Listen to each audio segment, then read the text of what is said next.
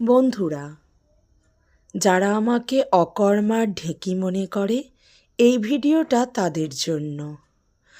আজকে সন্ধেবেলা বাড়ি ফেরার পথে একটু নতুন আলু আর একটা টক দইয়ের প্যাকেট নিয়ে এসেছিলাম সাথে করে। তো তারপর এসে ভাবলাম যে একটু দই পরোটা আর সামান্য একটু নিরামিষ আলুর দম বানিয়ে ফেলি।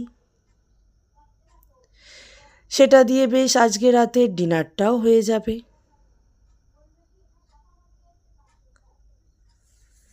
তো দেখো বন্ধুরা, তোমরা তো সবাই অনেক অনেক ভালো রান্না পারো, আমি তো আর পারি না।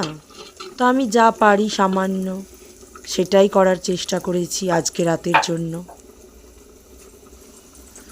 তো এখন আমার তরকারিটা জল ঢালা হয়ে গেছে, চাপাও দিয়ে দিয়েছি।